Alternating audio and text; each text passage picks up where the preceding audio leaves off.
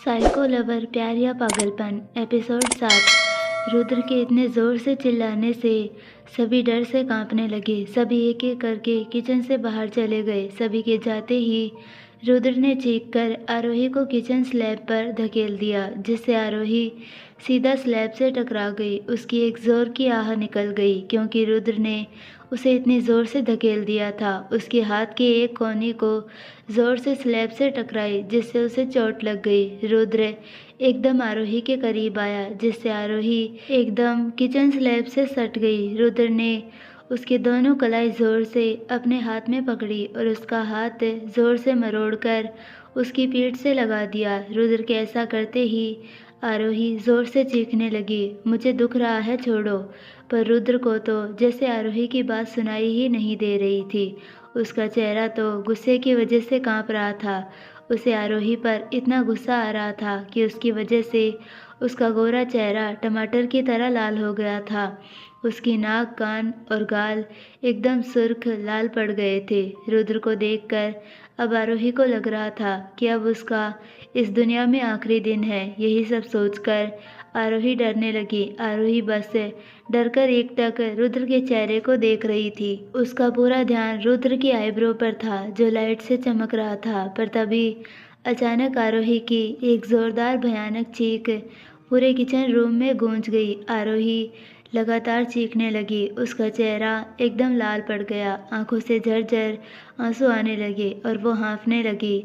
रुद्र के इस तरह के भयानक हरकत की वजह से उसका बुरा हाल हो गया था। बाहर खड़े सारे सर्वेंट को आरोही की भयानक चीख सुनाई दे रही थी, जिसे सुनकर वो सब डर से कांपने लगे, क्योंकि वो रुद्र को बहुत अच्छे से जानते थे। आरोही मछली की तरह छटपटा रही थी और ज़ोर ज़ोर से चीखकर रो रही थी, क्योंकि रुद्र ने आरोही के दोनों हाथ पकड़कर उसकी पीठ से लगाए हुए थे और आरोही के ठीक पीछे गैस पर एक शेफ ने कढ़ाई में पास्ता बॉईल करने के लिए रखा था और रुद्र ने आरोही के सॉफ्ट और नाजुक हाथ उस गर्म पानी की कढ़ाई में डाल दिए, जिससे आरोही की ज़ोरदार चीख निकल गई। आरोही के दोनों हाथ बुरी तरह गर्म पानी में जल गए थे, पर रुद्र ने अभी भी आरोही का हाथ बाहर नहीं निकाला था। पानी काफ़ी गर्म था क्योंकि गैस ऑन था, जिस पर पास्ता बॉईल हो रहा था। रुद्र ने अपनी गर्दन टेढ़ी की और आरोही के गालों पर गिरे हुए आंसू को घूरते हुए हस्की वॉइस में बोला, प्रिंसेस, मेरे हिसाब से यह पनिशमेंट तुम्हारे लिए अच्छी नहीं है ना? क्योंकि तुम आइंदा से किसी को भी हाथ लगाने से पहले इसे याद करके 1000 बार सोचोगी। कहा था ना मैंने कि तुम किसी को भी टच नहीं कर सकती। फिर क्यों प्रिंसेस, क्यों तुमने अपने हाथ गंदे किए? But don't worry, your both hands clean now, क्योंकि मैंने इन्हें अच्छे से धो दिया है, जिससे वो पूरी तरह साफ़ हो गए हैं। ये इतने साफ़ हो गए हैं कि अब तुम किसी को टच करने के लायक नहीं रही प्रिंसेस। इतना बोलकर रुद्र ने झट से आरोही का हाथ गर्म पानी से निकाला और उसके दोनों हाथ पकड़कर आरोही को खींचकर किचन में बने वॉश बेसिन की तरफ लेकर गया। रुद्र ने पानी का टैप ऑन किया और आरोही के दोनों हाथ ठंडे पानी के नीचे पकड़े। आरोही के हाथ बुरी तरह से लाल हो गए थे। उसके सॉफ्ट हाथ पूरी तरह से छिल गए थे, जिससे आरोही के हाथ बुरी तरह से कांप रहे थे। उसे बहुत दर्द हो रहा था।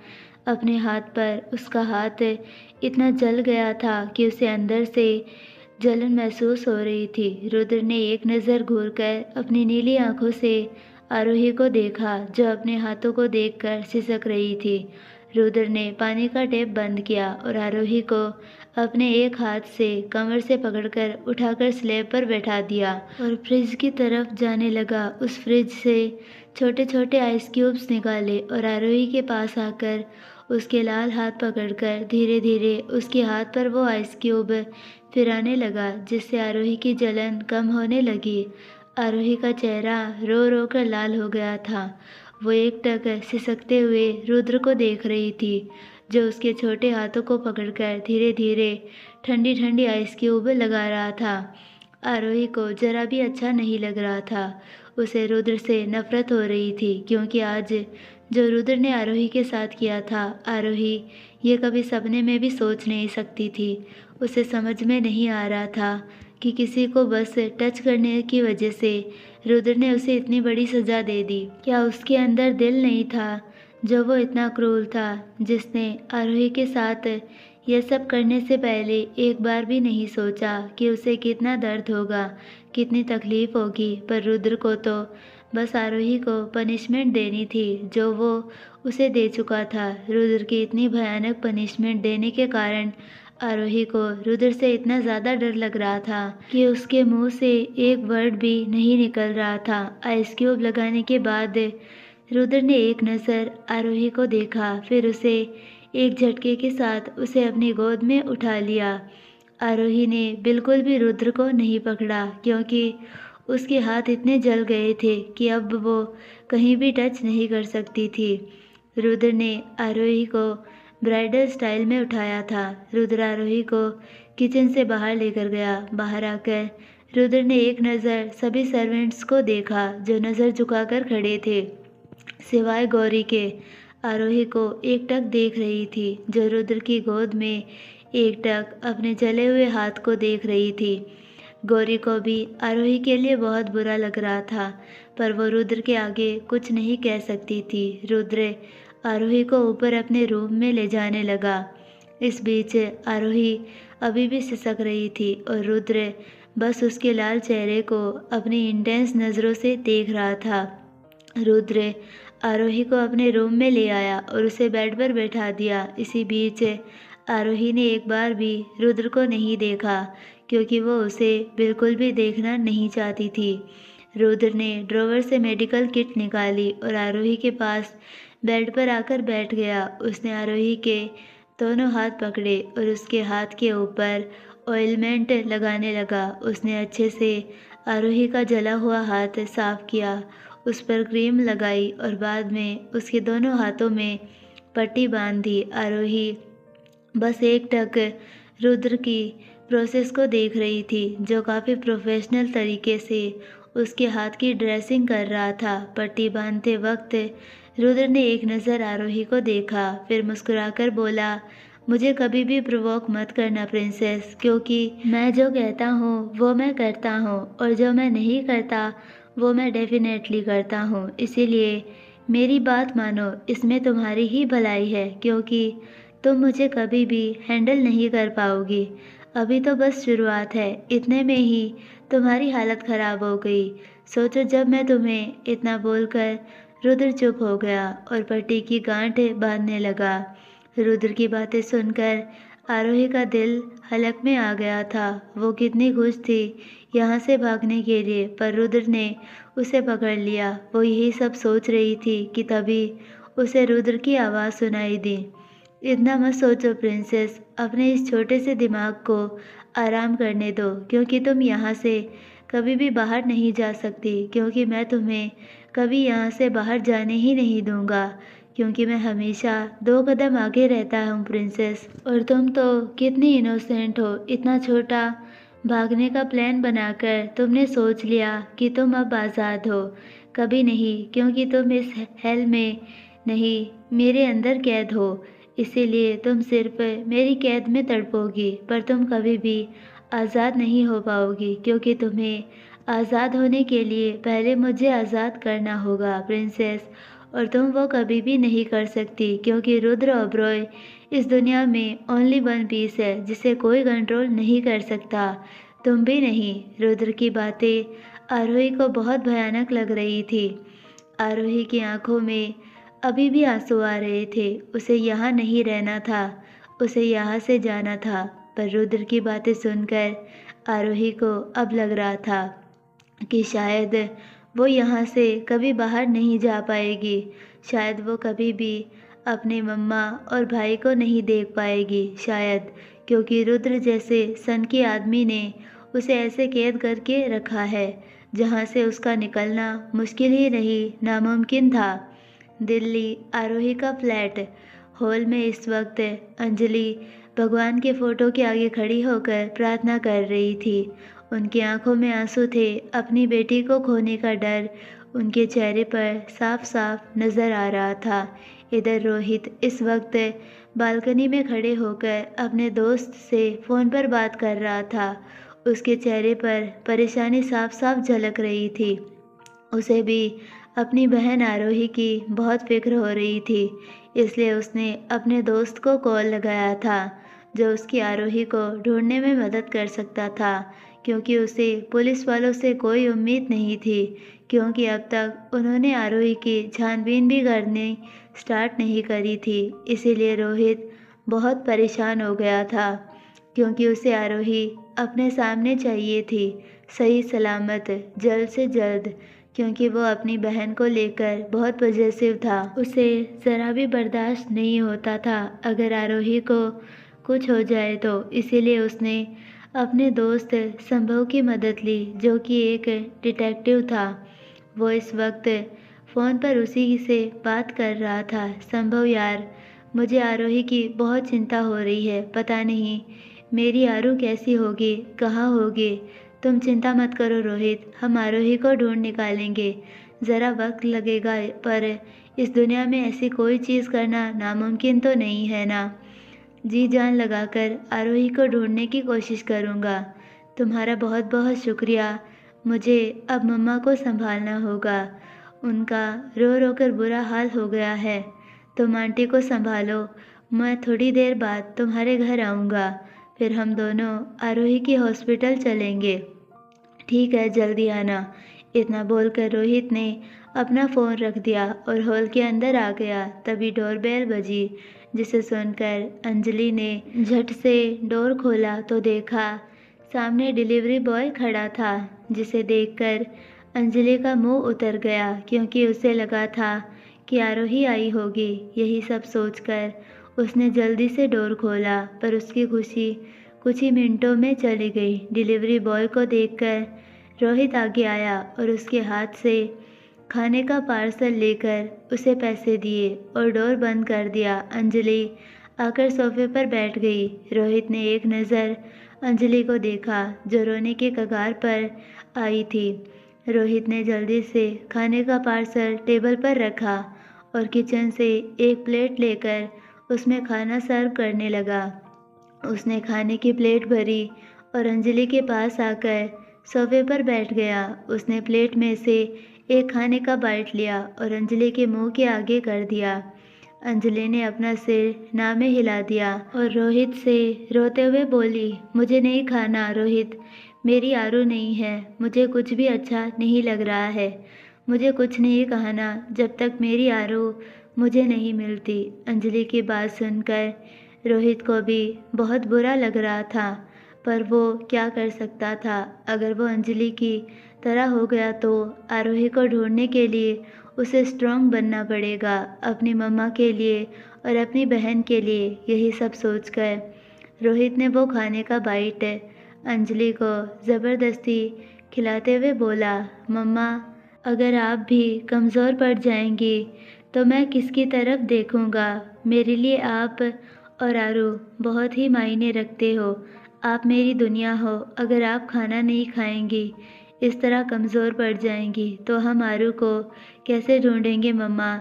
अगर आप अच्छी रहेगी तो मैं भी अच्छा रहूँगा। अगर आपकी हालत ख़राब हो जाएगी तो मैं आपको संभालूंगा या आरू को ढूंढूंगा। रोहित की बात सुनकर अंजलि ने अपना मुंह खोला और उसके हाथ से खाना खाने लगी। उसका मन तो बिल्कुल भी नहीं था, पर अब उसे अपने बेटे की बात भी सही लग रही थी। अगर उसे कुछ हो गया तो रोहित और परेशान हो जाएगा, क्योंकि उसे पहले से ही कितनी टेंशन थी। यही सब सोचकर अंजलि ने रोहित के हाथ से खाना खा लिया। कुछ ही देर बाद रोहित अंजलि को रूम में लेकर गया और बेड पर लेटाकर अंजलि को सुलाने लगा, क्योंकि वो नहीं चाहता था कि उसकी मम्मा स्ट्रेस ले। इसीलिए वो खुद अंजलि को ज़बरदस्ती सुलाने लगा। कुछ ही देर बाद फ्लैट की डोरबेल बजी, जिसे सुनकर अमित जल्दी से डोर की तरफ चला गया। उसने डोर खोला तो देखा सामने संभव खड़ा था। रोहित ने संभव को अंदर आने के लिए कहा। संभव अंदर आया और रोहित से बात करने लगा। फिर आधे घंटे बाद वो दोनों आरोही के हॉस्पिटल के लिए निकल गए। दिल्ली, रात का वक्त, मॉन्स्टर विला। आरोही इस वक्त बेड पर बैठकर रो रही थी। उसे घर की बहुत याद आ रही थी। वो इस रूम में बैठकर पागल हो गई थी। उसने अपने बाल खींचने चालू कर दिए। तभी उसे अपने हाथ में एक तेज़ दर्द हुआ। उसे अपने हाथ को देखकर इतना बुरा लग रहा था कि वो रोने के अलावा और कुछ नहीं कर सकती थी। उसे अपने भाई के पास जाना था, अपनी मम्मा की गोद में सर रखकर सोना था, पर वो कुछ नहीं कर सकती थी, कुछ भी नहीं। आरोही ने रोते हुए रूम में वॉल पर लगी हुई रुद्र की फ़ोटोज़ की तरफ गुस्से में देखा और रुद्र की फ़ोटो के पास जाकर चीख कर बोली, क्यों कर रहे हो तुम ऐसा? मैं तुम्हारा कोई खिलौना नहीं हूँ जो तुम मुझे ऐसे कैद करके रखो। मैं एक इंसान हूँ, मुझे भी मेरी लाइफ जीने का पूरा हक है। तुम एक इंसान नहीं हो, तुम एक साइको हो, साइको। तुम्हें इलाज की ज़रूरत है।